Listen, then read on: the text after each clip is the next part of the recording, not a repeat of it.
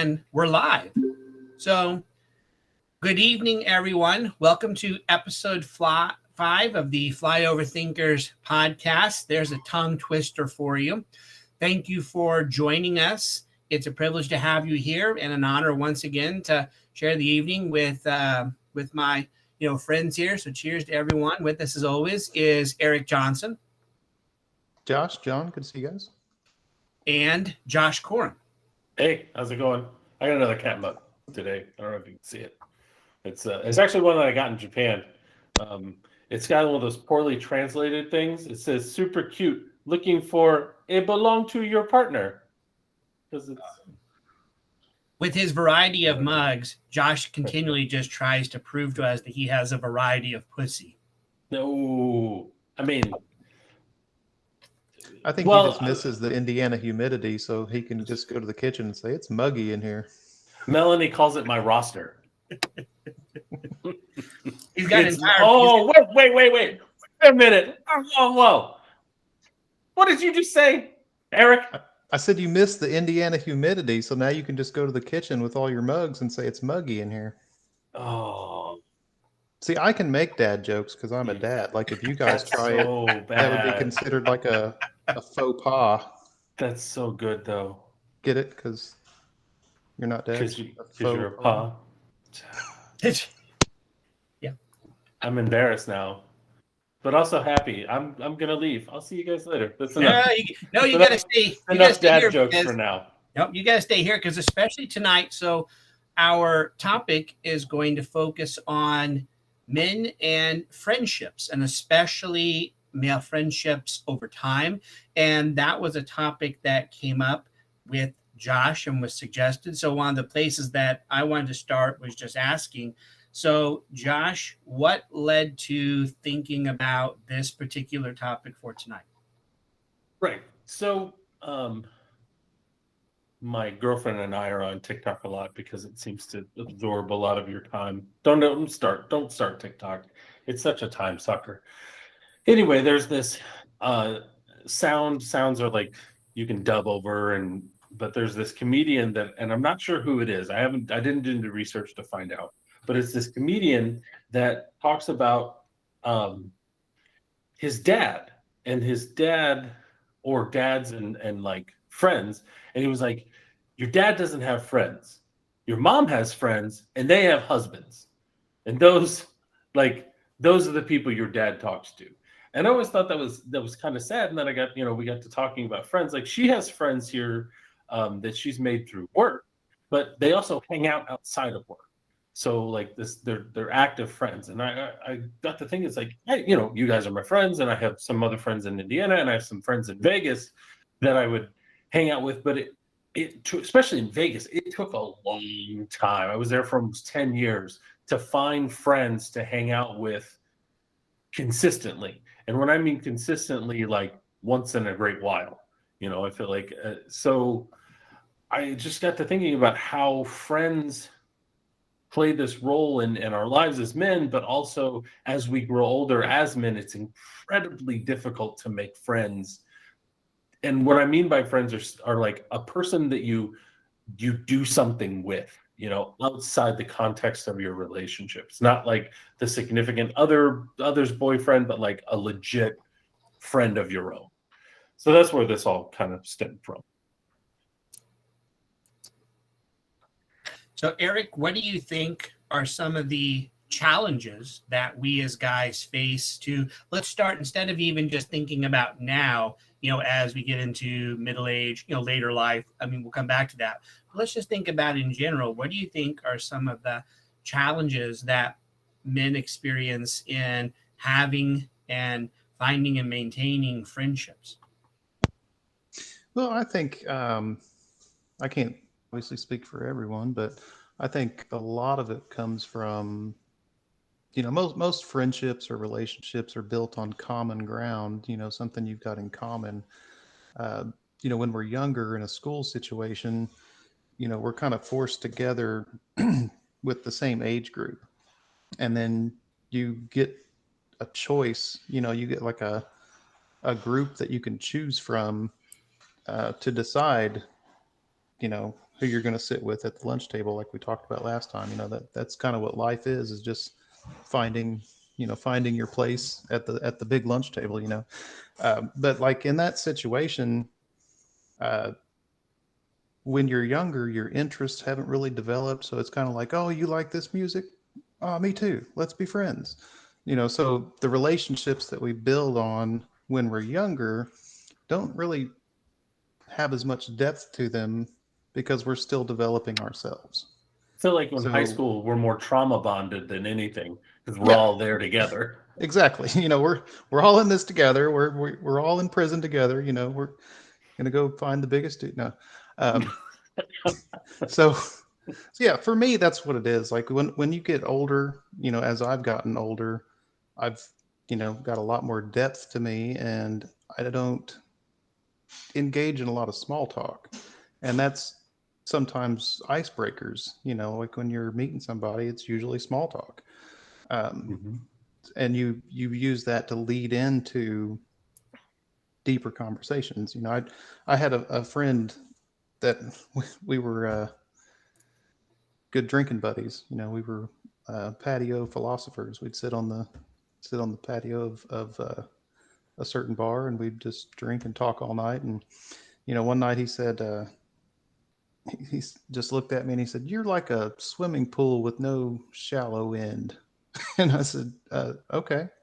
And he's like, "Well, it's either sink or swim with you. You don't really, have a whole lot of, like, you're all depth. Like he's like, I said, "Is that good or bad?" And he said, "Well, tonight it's good." So I I took it as a compliment. But yeah, as you get older, it's harder to, for me anyway, it's harder to engage with people on a petty turf, so to speak. So I don't know, meeting people on grounds of a deeper meaning is more difficult for me anyway.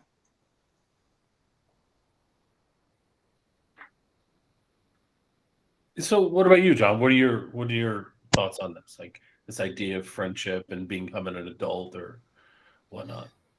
Yeah. Well, I have two related ideas going right now that I want to talk about, slightly separate, but starting first just with thinking about men's friendships, and then later talking about men's friendships over time as we get older, because I do think it changes. And I'm going to say something that is going to be a bit contentious, because something that I want to say is I think that uh, the friendships that form amongst men are very significant, important, and special. And the reason I say that is because I've noticed at times a sense of misandry as we talk about friendships. I was listening to NPR one time, and I cannot remember the author's name. She was talking about a book she wrote that was about women's friendships and the nature of it. Now, before I say something that is going to be contentious, let me acknowledge this. I do believe that there is something very special about the nature and quality of friendships that women develop. I do think it's significant, it's special, we should honor it, and we should acknowledge the places where it does differ at times from trends that we see in men's friendships. So I'm not saying that it's any less important, that it's inferior. I think it's special. I think it's something that should be celebrated. Now, that being said, at times I'm defensive because this author on there, just to unfairly characterize her position, was basically, oh my God, women have such special and deep and intimate friendships, and they're so wonderful. And guys' friendships are so shallow. They're so insignificant. And I felt like going, are you kidding me? I've actually noticed that a lot of women have friendships that seem so special, so histrionic at first, and then they just seem to abruptly die out over time. Whereas I think with guys, there's a pattern that when we form friendships, they tend to be longer in duration. We'll have this later. I have friends I've now been friends with for 3 decades.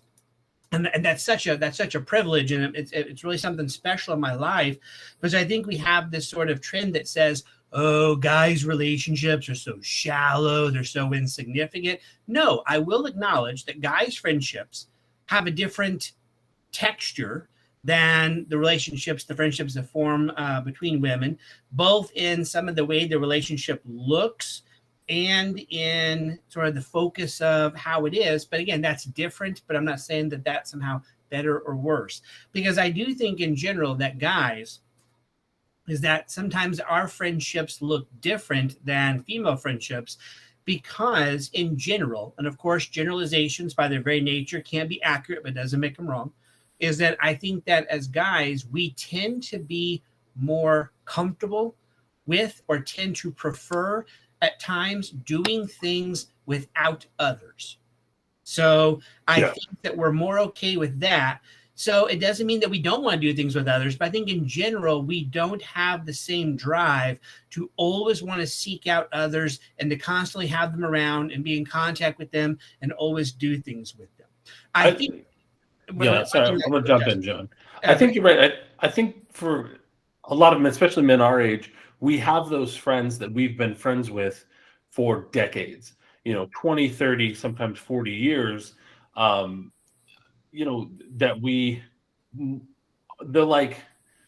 they're the not miss a beat friends, right? You can not talk to them for length of time and you just jump right back in. You catch up and you just jump right back in as being friends. And I always find it fascinating. Every time I visit my mom, and she lives in this community down at the river, and inevitably whenever I visit her, in Indiana, I always go see my high school friends, like 4 high school friends. We get together for dinners or something like that. And she always makes it a point to tell people that I have these friends that I've been friends with. Well, actually, one of them was friends with since elementary school. Us damn Chandler kids, we all stuck together. But she just thinks it's so odd that I have these friends that I still talk to. And I'm like, I think and I don't mean to, I love my mother. This isn't to bash her at all. She has a lot of friends down there. I'm like, I don't understand why you don't. Why don't you have friends that, that are 30, 40, 50 years old, friendships that you've cultivated over time? And I'm like, is that just like what you're saying? Is that a woman thing? I don't know the answer to that. Is that a woman thing where they don't necessarily have those? Or is it just she's an anomaly and maybe, she didn't really connect with anybody in high school, that kind of thing? Some people, they kind of do that. So I'm always curious of how all that works. Yeah, I mean, and that's a great point. So, and that right there shows that we have to be careful, not to paint with too broad a brush, because, there's going to be different circumstances. Because, I mean, on the opposite now also, thinking about this. So my wife, her closest friends are also ones that she's been friends with since high school.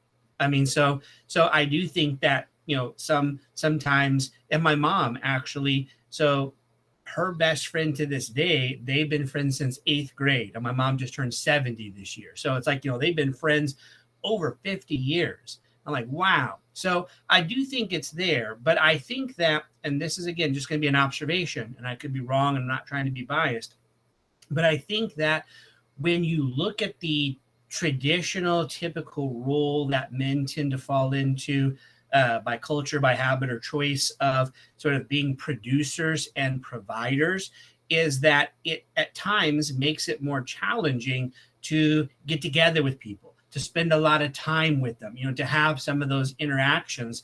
So we as guys, I think, have always been trained more to, just like you said, to not miss a beat. It's listen, if I don't hear from you, I'm not assuming that something's wrong, and I'm not assuming that I've somehow wronged you or that you're mad at me. I just sort of know that life comes up. We're all kind of doing our thing. We're all trying to produce and provide. And when we get a chance to come together, we'll celebrate that. And so again, I think that's something special, because that shows a sense of security as opposed to this insecurity that says, I constantly having to be hearing from you and knowing you're okay. Otherwise, there's a problem in the relationship. So I think that in general, maybe that's sort of some of the maybe difference. It just might be that because of some of the ways that culture and society have been structured, especially that history, that women might have had more of an opportunity for frequent interaction, and then with that brings a higher statistical likelihood that you're going to fall in and fall out with people. You know, it just might be the case there, but I don't know. Like, what's your response to that? All right, Eric, what do you got? I know my mom has friends that she's, you know, known since grade school, and I think when it comes to maintaining relationships, you know, whether it's, you know, a significant other or a friendship of any kind, you'll see and hear a lot of people say things like, well, so and so changed over time. You know, that's kind of why we fell out. And yeah, people do change over time, but not to a huge degree. I think what happens more often is that people reveal themselves over time. The longer that you spend with somebody or know somebody, the more of their true self, the better you know them. So it's not always the case of, well, this person changed and that's why we fell out. You know, it's, well, I know this person better now, and you know, either this isn't a relationship that I want to put maintenance into or to cultivate or whatever. So I think, yeah, over time it's, sorry, I've got like 6 trains of thoughts running and they're derailing and colliding into each other. But yeah, it's,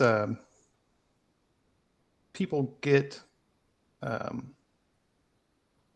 more of themselves kind of exposed over time. So my friendships, like, you know Sean, Mm-hmm. you know, I've known him for, you know, going on 20 years, and it's one of those things like, we don't have to talk all the time, like we talked about.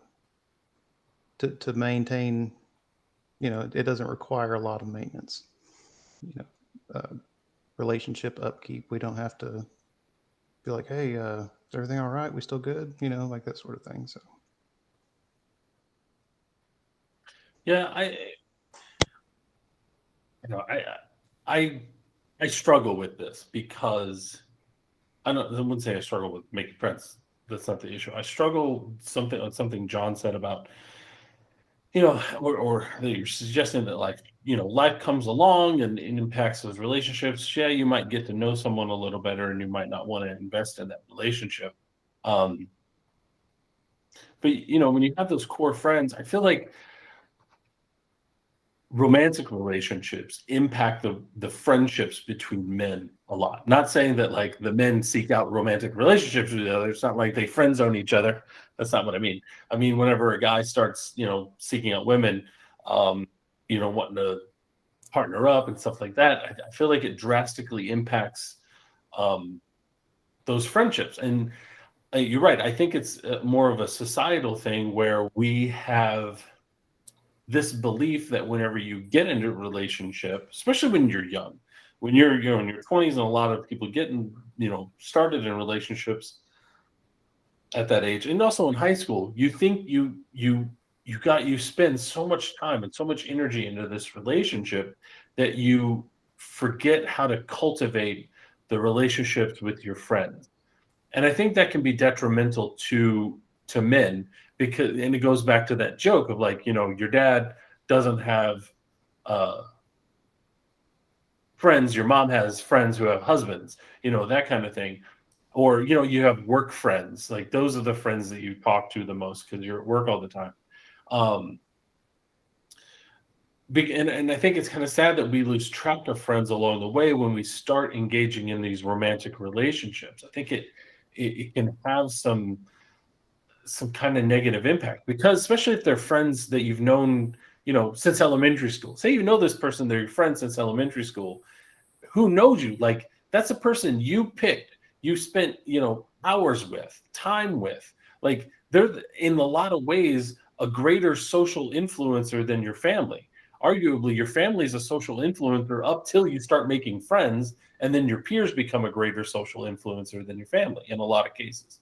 So this person who knows you, who has that part of you, and then you just kind of kick them aside because you decided to pick this other person who has a different body part. Like, yeah, I realize it's more complicated than that, but that's the joke. But and I And just, it's a better body part. well, yeah, I mean, yeah, the canoe, the man in the canoe. Remember the canoe? Back to being up that river with no paddle. Jeez. Hey, as long as you're in the canoe with the guy. Anyway, but yeah, I always felt like I always struggled with that when I was at that age, because seeing my friends, I was the last one.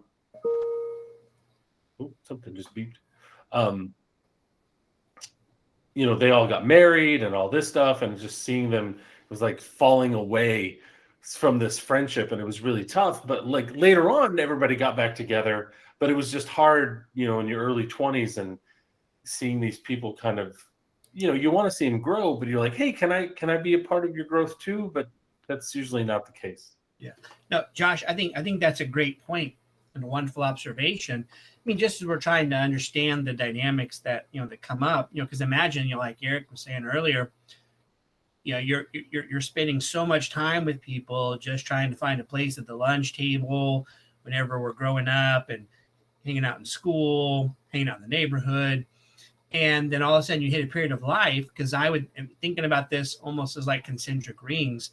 So I would then say, like, the outer ring is once you start to make that transition to more of an adult life, where as opposed to school, work is becoming more of a presence in your life, more of a priority, more of a necessity. That's kind of first. But then the next thing that happens, and I think you're spot on, is that then we start getting into these significant relationships, and those begin to take time, become the focus. And again, and we're not saying that that's necessarily like, kind of bad or intentional. It just happens. And then especially, I think the next ring, because something that I've noticed, especially as being somebody that is married but doesn't have any children, is then whenever not only are people in those significant relationships, they're married, but then they start to have kids. And so life becomes revolved around family. And so anymore, they end up doing more things with other family members who also have kids, or with other couples who have kids. And again, it's not that there's a falling out. It's not that, we're not friends, but there's just only so much time, energy, and focus. And unfortunately, that gets prioritized, like you said, until, I don't know, eventually hopefully we're going to hit this point where people kind of go, oh, wow, listen, I've fallen away from everybody. I want to find my way back. Hey, can we like sort of, kind of do some more things? So I think the transition to adulthood, and then especially to adult committed romantic relationships, and then especially parenting, start to really have more of an impact than we give credit or acknowledge. Well, and I think a lot of the Yeah. relationships that I've made, in the past 10, 15 years, a lot of them were made like in a bar setting. I worked security in a bar for a long time. And, a lot of the relationships that I had built over the years were in a bar setting. And I stopped drinking. It'll be 5 years this coming May. So a lot of the relationships that I made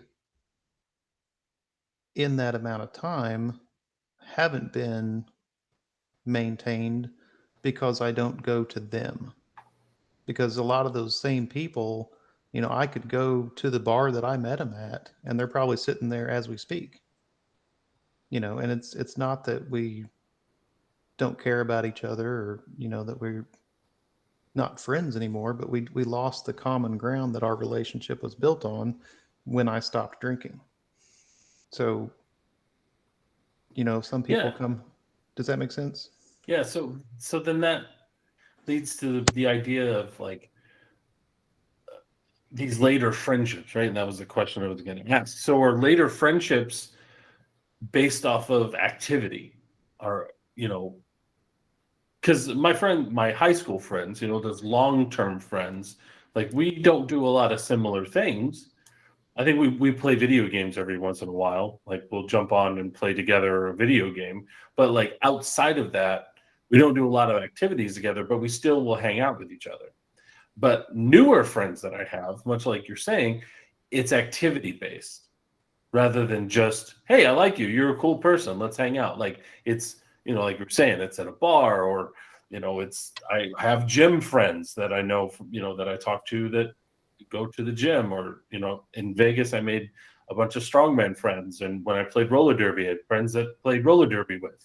But it was all based on activity as opposed to just liking me for who I am. Maybe that could just be me. Maybe I could just be an asshole, which is highly possible. I've been called pretentious on a few times.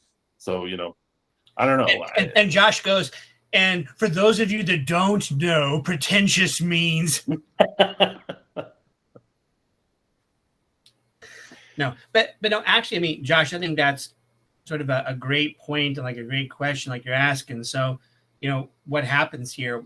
And so I was thinking about this. So this is not an exact equation, but let me throw something out to you guys because I was thinking about this and I also want to say just real quick. So over the past several days, I had the chance to go out of town and attend a music festival with one of my friends that I have now known 30 years. We've been friends since 8th grade. And I was kicking this, question around. And so I was thinking, all right, so what are some of the ingredients that make these long-term friendships? And this is not an exhaustive list, and it's not an exact one, but I was thinking of you find people, and like you said earlier, this family of creation as opposed to your family of origin.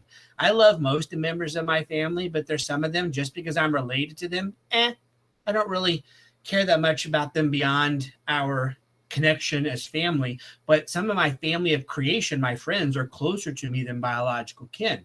But so some of these people I've known, for so long, it seems to be a combination of is that we just have found this way to between each other to have a sense of respect, appreciation. Like Eric was saying earlier, that people reveal themselves as opposed to change. There's just a sense of acceptance. These people have now seen the good, the bad, and the ugly of me, and I've seen that of them. We have this kind of genuine love for each other. We have common interests, but also perspectives. They don't have to be the same, but we at least have some shared core ones.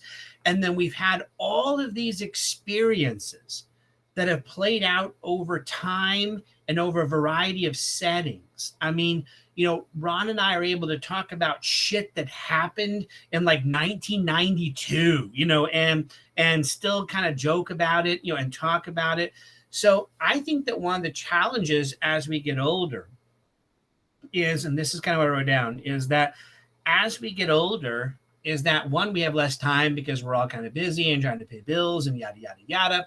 But also is that we just get tired that the amount of time and investment and energy that it takes to form those relationships, it's not that it's impossible, but sometimes I don't feel like I have it because now we don't have that same history of extensive experiences, shared experiences over time. As I was making the friends I have now that I value, there's also people that I thought were going to be friends, and they didn't end up being that way. And there was a lot of drama, and you have to put up with a lot of drama to find the people that are going to be your family of creation. And especially at my age, is that I am completely out of fucks to be able to put in that much time if there's extensive drama. I hate to say it, I just don't have it. And so I'm, it makes it harder to want to try to like invest in that. And then also there's just kind of a sense of grief is that you look at some of those people that either were close to you and now aren't, or you thought were going to be close and don't. And sometimes I think that can get in our way of wanting to form new relationships because we say, well, what if I put a lot of time and effort and investment and caring into this and it doesn't work out. At least the ones I've had forever, I know those are, those have worked out. The proof's in the pudding. So I think that really one of the things that happens is, because it's not that I can't meet people right now that I could become friends with, but the chances of us possibly having 3 to 4 decades to solidify that friendship, that possibility just seems to get smaller. And so I think that's why it's almost like maybe we just start to form these friendships around common interest. Like you said, the gym, hey, we like this stuff, so we kind of get along this way. Or my friends at work, again, I care about them. They're my friends. I'm not minimizing that, but they're not these like special, deep relationships that I've had, because there's just a point in me that's almost like I have the ones I have, and I'm too tired to try to form new ones. I'm not closed down to it, but it's almost like I'm just okay if like new ones don't come along. Are you afraid that maybe you don't have 3 decades left? I don't think I have 3 decades left. Not without some advances in science. Is that either advances in science or taxidermy? It's going to take one of those two for my ass to still be here in 3 decades. So I only have a finite amount of time left. So I need to prioritize it for the people and the experiences that are going to continue to mean the most to me. See, I see it a little bit differently. Like when I was on dating apps not too long ago, I always had the philosophy of like, getting to know someone was never time wasted. Like, and so for me, even if it was temporary, I still wanted to meet, well, a lot of more women, and there was usually a different motive. But I take the same approach when meeting, like if I wanted to make a friend, like there's a dude at the gym. He seemed like a cool dude. We got to talk, and I was like, hey man, let's, here's my number, let's go do something. Like I even though yes, it is exhausting getting to know someone, getting to meet someone, you're not sure if it's going to work out, but I feel like it's worth the investment, even if it doesn't work out, because at least this person, at least you're like, oh yeah, I met him, it's a cool guy, not my cup of tea or whatever, but like at least you put in that effort, and also what to look out for next time of like, hey, no, this guy was an asshole, I don't want to hang out with him anymore. At least I know what to look for. And so for me, like I always felt like the energy you put in was important in making new friends, rather than being hesitant to waste your energy. Yeah, well, and that's a good point. And Eric, before your perspective, one thing I just want to say to what you said, Josh, to make come up is that I don't think it's time wasted, because there are people that are my friends now that I truly enjoy sharing time with.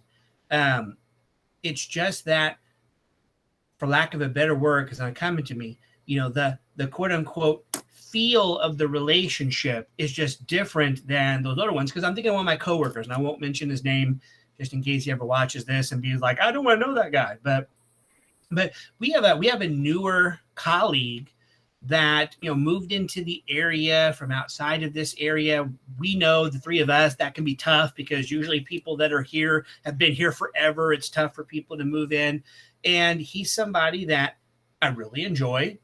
We've gone to lunch, and dinner together. In fact, we've gone shooting together because he hadn't got that opportunity since he moved up here. So me and him, another one of our coworkers, we went to the gun range. We were like kids at a candy store, So it's like I enjoy him, and I care about him, and we do things together.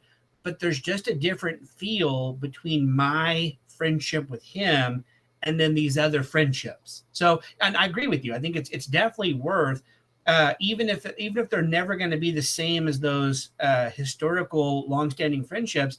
I think it's never time wasted to try to widen the people in your life that you care about and want to share time with. But it's just sort of like some of those relationships just start to feel different than some of the other ones. That was just kind of one. But Eric, I mean, what are some of your thoughts on this? What's coming up? Well, I'm kind of in between you and Josh on this one. Yeah, I think I've kind of got the friendships that I need. I don't necessarily need a whole lot more. But I'm also with Josh on the opportunity to get something out of someone else, like something that you might be missing.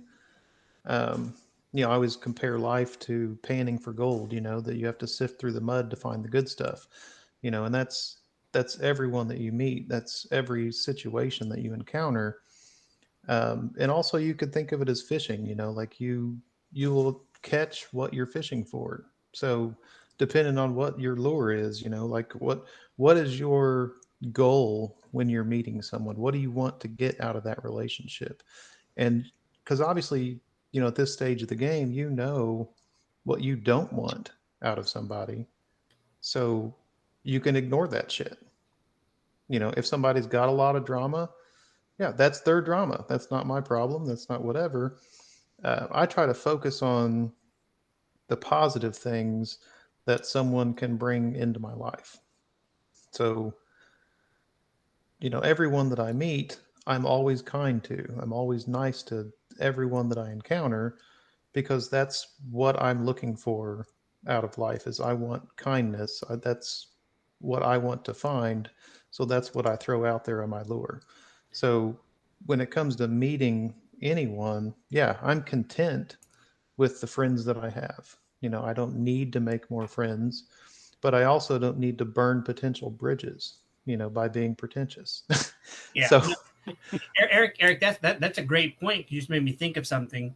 Is that, and I agree with you. I'm that same place too. Is that I'm not going to like shy away from people just because I don't want to be around them or they can offer. But there's a nice place to be at when you do have that comfortable base of people in your life that you love. Your friends. That when you have that, there's not the feeling of desperation to go out and find people to fill your life with. It's like I've got the people in my life that I've got, and it's okay if newer people come into that, and it's okay if I find new ones, but I don't feel this like deep angst about going out and trying to find people. One of my friends, again, one of the ones now that he and I, my buddy Jason, we've been friends since 1998, so there's over 2 decades. But kind of like it, without having that desperation, is that sometimes if he'll meet people like his wife, people say to his wife, "Oh my gosh, your husband is so quiet," and she to herself goes, "Oh, that's a bad sign. That means he's not really interested in you and doesn't like you." So it's like he's got no desperation to then have to sort of like you said, kind of pander to people. But that doesn't mean that we should be closed down to them either. So I like that maybe the friends that we have provide a stable enough attachment base. Attachment being a good term here. That's a term from psychology. Kind of, we have a stable enough attachment base that we can be okay either being by ourselves or exploring new potential relationships without that sense of desperation. I think I come to this from a different perspective because I've moved a lot in the last. I've moved, geez, like so much since I was 20. There for a while, I was moving every year. I've lived in upstate New York, Indianapolis, Louisville, Bloomington, Vegas. Now I'm in Chattanooga. Like I move a lot. So you lived overseas? I lived overseas in Okinawa and made one friend other than roller derby friends. And he was a gym buddy. I think, and now, especially now, because a lot of people are moving. There's this big exodus from like the West Coast and New York, moving into smaller towns. And I'd be interested if they're having this similar experience of like trying to make friends, especially as you're older adult. Like it's tough to make friends when you move to a new area, especially if you don't jive with the new area very well. Like my experience of Okinawa, like it was a nice place. Okinawa was very clean. It's very safe. I've never felt more safe in my entire life, even though I don't have any natural predators anyway. But like I felt, very safe. They probably thought I was Godzilla as opposed to me worrying about them, that I was going to eat their village. But being an academic, who was there with my partner, who was a military contractor. So I was, as the military people know, I was the dependa, as it's called. So I was just working on my dissertation and teaching online and then going to the gym. I really didn't have a lot of association with people. I tried, but then also I didn't reach out either. Like I didn't connect with a lot of enlisted folks, and I really didn't meet a lot of officers who, you know, so it didn't, I didn't have those opportunities to make a lot of, well, I wouldn't say I didn't have opportunities. I didn't put in the effort, which made it really tough. And I feel like sometimes we put up roadblocks for ourselves when trying to meet new friends, especially people like me who move a lot, who go to different areas.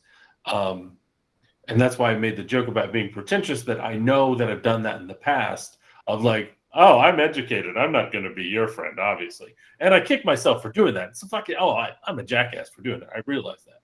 But we do these things. But one of the ones that I can tell, so from my education, I can tell that for some men, oddly, homophobia plays a role in not wanting to make friends, especially someone new, because you worry about the intention of the friendship. Why does this guy want to be my friend? Does he want to fuck me? It's like, no, dude, I don't want to fuck you. I just want to be your friend. But it's still there, and it's so weird. Like, what if you are gay and you want to be somebody's friend? Like, who gives a shit? Like, it's all right to have gay friends. Like, calm down. But that is a real thing for some men, that they will resist being friends with other men out of fear of being perceived as gay, the person that wants to be their friend is gay, or some weird, like, you know, like I said, homophobia. It's really bizarre. Well, they can probably go the rest of their life without having friends then, if that's, you know, going to be a shallow concern of theirs. All I'm saying is I left off, I guess, on my list earlier of the signs of the ingredients of an important relationship, a sense of acceptance, a sense of common interest. I forgot to mention that common interest included fondling my balls. I thought that was built into the definition, but I guess I should have been more specific. But no, Josh, I think, seriously, I think that, that's an interesting and a good point to make, is that, sometimes what might be getting in the way of some of these connections for us as guys are some of these historical cultural scripts that are just not really accurate anymore and are just not helpful or functional anymore. So I could see that. And so maybe that's something that as guys, we need to go back and to be able to look at more closely, because it's one of those deals where, and again, maybe going back to a couple of episodes, I guess, never being the quote unquote typical guy. I think I've had less of that because people have always looked at me as being a little bit odd, a little bit off, maybe even a little bit effeminate compared to some of my other male friends. And I just kind of come to kind of accept that's the way sometimes people are going to see me, and I'm okay with that. So, but I can see, like where you said, that if somebody is not aware of that dynamic, or if they're not as open to it, then that could lead us to shut down, to other people, and that would be unfortunate. So you're right. Maybe if we acknowledge some of that potential undercurrent, then and the way that can block us from meeting people and finding some of these great supportive, friendships, that would be something that would be helpful to do. So let me touch back on that. So thinking about this, how many friends do you think you guys have made as adults? Like 30s to 40s, that age range, because that's where we're at. Like, how many, like in that time frame, how many friends, people that you can actually call friends, not acquaintances, friends, in that time frame? And you mentioned a couple of these things too. Like, what are the roadblocks you think you've had to prevent you from doing that? Just to touch back on maybe some of them that you had mentioned. I'm going to go with, I can't think of any.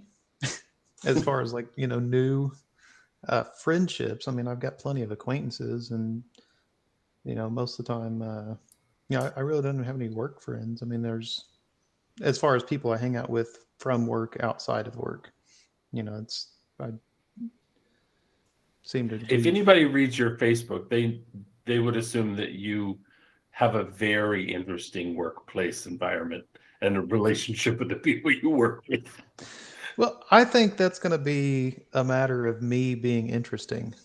you know, 'cause I try to make every interaction count. We've got a limited amount of time here, so I try to make the best of it. But yeah, some of the when you work with the public, you're gonna deal with all manner of people. But yeah, as far as new relationships as an adult, I don't. God, it's not very many. Um, and as far as roadblocks, I don't know. I would say maybe time, energy. Um,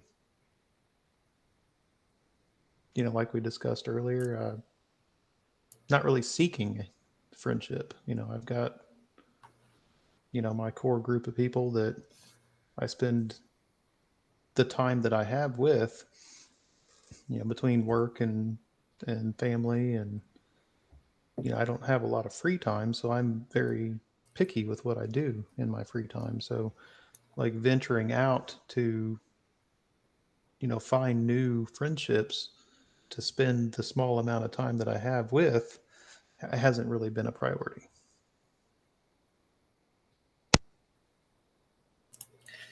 And Josh, that's a great question to think about and to reflect on. So my answer to that is going to be close to Eric's. I want to put a caveat on here, but as part of the caveat is that in case anyone ever goes back after the aliens invade us and they find this recording and they're trying to look at an oral history, I want them to get this accurate. Is that thinking about that question, though, does help me to reflect on that I am incredibly honored and blessed to have a lot of people in my life that I consider friends and that I care about, that I genuinely care about in so many different settings, whether it is just life in general or my profession or where I work or other special interest groups. Wow. I mean, I'm just overwhelmed by the number of people in all those circles that I can count as friends. So again, I'm catching my answer because I would never say that they're not my friends. I've made lots of friends as an adult. But then we start going a little bit deeper and we start going to okay, but then what about people where there's been that significant interaction over time, the intimacy, the shared experience. There's a couple I can think of where they're in that kind of situation. Like I'm not going to mention her name just in case, again, if people listen to this and they go, I don't want to be associated with him. But, one of the people I care deeply about and respect, we jokingly say that we are work spouses because we've now worked together in 4 different contexts over almost a 2-decade period since 2004. So are she and I friends? Well, hell yeah. Do we have a lot of shared experience? Yeah, but are we consistently like active in each other's lives or going to dinner, things like that? Maybe not, even though I would definitely consider her like a very sort of close, friend. But as far as maybe like how many friends have I made that are in the vicinity of like my lifelong friends where not only are we friends, we got all the common interest, we're actively engaged with each other, we have a lot of common interest, is that actually since 2001, there's been 2. There's been 2 people that I would probably put in that category of basically, kind of being, kind of similar to that list of friends from my earlier life. So again, lots of people that I would gladly and wonderfully call friends, and I'm so appreciative that they have me in their life. But going back to that super close, like kind of friendship we're talking about, as an adult, 2. I because I moved around, I've made a significant amount of friends, and you mentioned a woman. I have a lot of female friends. Um, Admittedly, some of them used to be lovers, or we were physical friends, but we were still friends. Like, I'm able to have friends with the people I have sex with. It's fine. And some I still talk to, you know, but aside from that, like friends that are not sexual friends.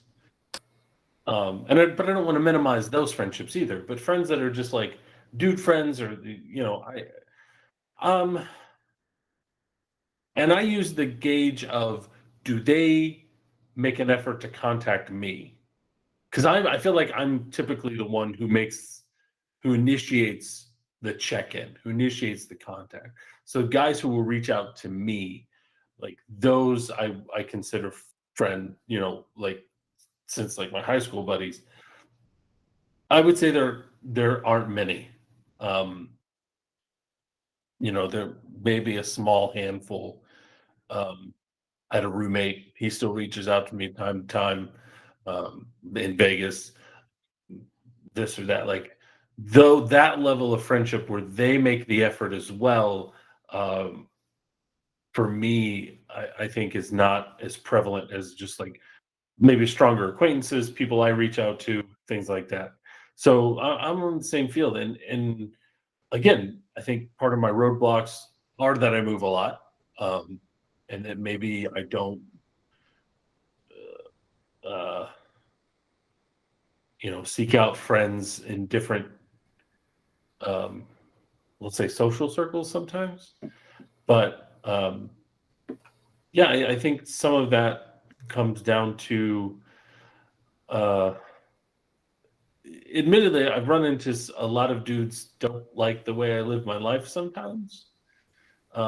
They get a little nervous around me. Like, it's like, I'm not gonna fuck your girl, dude. I do have a moral compass, you know, that I'm not gonna encroach on that. Like, this is my life, not yours. I'm not gonna make this, a thing.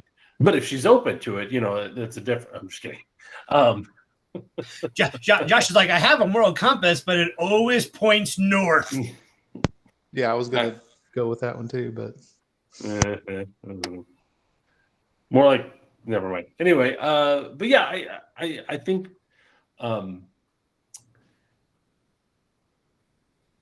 it is difficult to make friends when you're older, and for whatever reason. But I think my ending point of this is that I don't think it's a waste of time. I think it's important that we do that, even if they're just acquaintances. But you never know, John. You might find that friend who becomes the 3-decade-old friend. Like, yeah, we met later in life, but fuck, we've been friends ever since. When you're 70 years old, they might still be around. You never know. I think it's still important to try. I don't know. What do you guys think? Fuck, rambling. well, I think we get a certain something from everyone that we have in our lives. I was discussing with a friend of mine that I've known since junior high. He was kind of down in the dumps and was talking about how he felt like a lot of his friends were using him.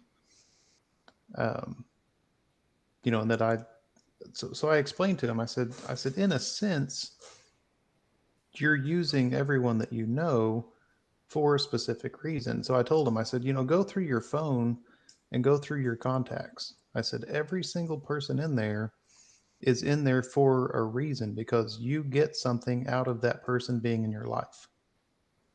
Whether that's what you're using them for, that's a way that you can look at it. But, that's the people that you choose to be in your life. You gain something from having them in your life, or you wouldn't keep them in your life. So he thought that was an interesting perspective, and he said, well, what do you gain from being around me? I said, well, I enjoy conversation with you, and you're a good pool player.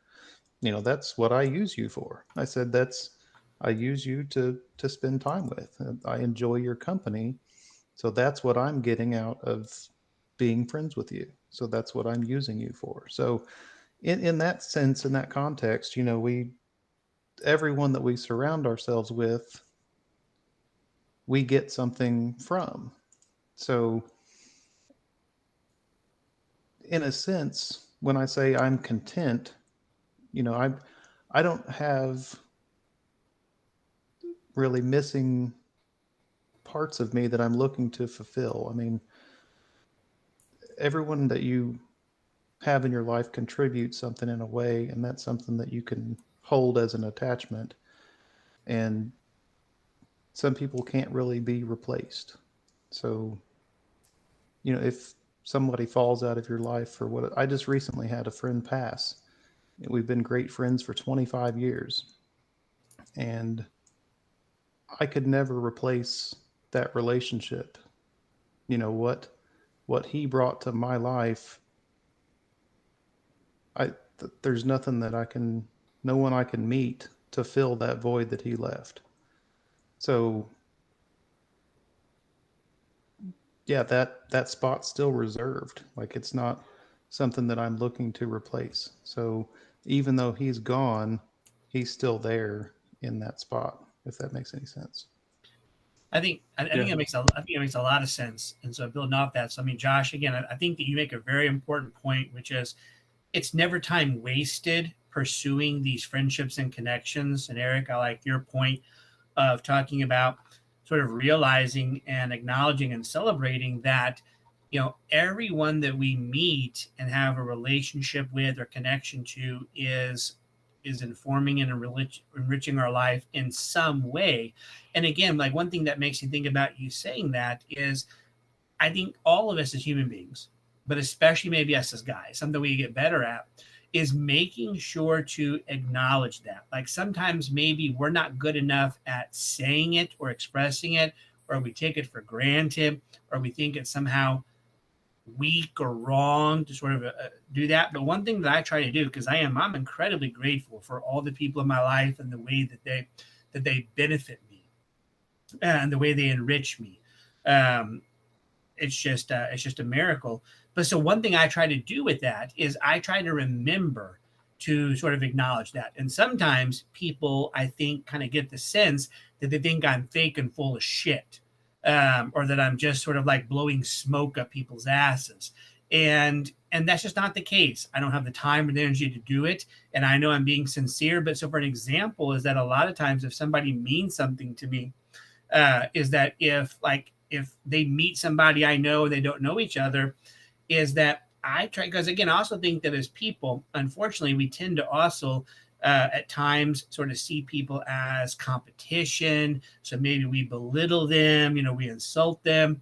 Is that I always kind of picture like those people at the old balls when people would arrive, like, please now announcing the arrival of such and such. It's like, when I'm introducing people is that I give them a grand introduction. I'm like, oh my gosh, well, this is so-and-so, and they do this, I really try to highlight, some of the things about them that are amazing, to give them like this grand introduction. And that's because it's not because I'm trying to kiss, suck up to them or be fake, but it's because I think sometimes as people, we forget to do that, to be like, listen, this is a really impressive fucking person I know.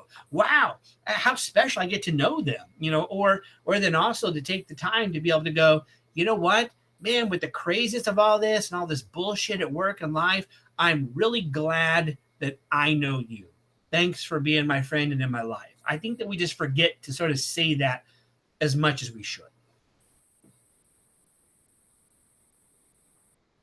Yeah, I am going to point out that you said old balls, and I just pictured Adam Sandler saying that. Oh, that's right, because I was actually talking about like actual balls. Right. Oh, there we go. Was that a double entendre? You mean, and for those people who are watching who are not old enough, he means parties. Yes. Parties. Balls. Yeah. All right. Well, some closing thoughts on friendships. And John, I feel like you said a really good one, but yeah, I think I know there's studies out there that talk about the importance of friendships for men and how whenever those friendships are gone, how it can negatively impact their well-being, their life satisfaction, their well-being. And I just think we as men, you hear all the time that we don't think about our health, especially our mental health. We let that slack. But I think friendships play a big role in that. That having someone outside of your relationship, you can be friends with your partner, that's fine. But it's important, I think, to have friends outside of that relationship, outside of that family, that you can talk to, just whatever level it needs to be, to have someone to do something with, to cultivate that connection outside of your family, because, well, they're your family, right? I think it's important to have those chosen family of friends. The old adage, blood is thicker than water, is actually a misnomer. That's not what it says. It's blood of the covenant is thicker than water in the womb, which means the exact opposite of what people think it means. So the covenants that you make with people, the relationships we make with people are supposed to be thicker than family. That's the idea. Now, I'm not saying that needs to be the case, but I think it's important. I think it's an adage that has some important messages, that you need these relationships outside your family, these friendships that you cultivate. I think it's important to have them. Those are my last 2 cents. Well, and I think in terms of relationships, it's going to be a matter of perspective, like how you see that relationship, of how you're investing your time and spending your time. It's like, some people are so far on the side that me and John had discussed, like, I don't have time for more friends, so they would see that relationship as, burning a candle at both ends, because they don't have the time to. So but if you think of a candle as having multiple wicks, it's going to be a brighter flame, Is that a brighter penis candle. reference? If you want it to be. I mean, it depends on the shape of the candle, I guess. But I think of I was a thinking the candle wicks, with but multiple wicks. It would be a person with multiple friendships. That it's going to be it's going to put off more light. Rather than being burned out by thinking that you're burning it at both ends. That it's, I want my life to burn brighter by having, more and better people in it, if that makes sense. It's a good point. And I'm glad, if we're talking about the candle example, that if we're comparing it to a penis, that we are talking about maybe the size of the candle or the nature of the wick, as opposed to the smell of the candle. Because if that's the comparison to the penis, then I don't want to go there. But that's a Yankee Candle order that we don't want to talk about. supposedly avocado is supposed to taste like, anyway, that's what I see on TikTok, like fresh avocado. I had seen somebody had posted something that said that they discovered a mushroom that when a woman smells it, she has an orgasm. And Yankee Candle had commented on that thread and said, "We're on it." So There we go.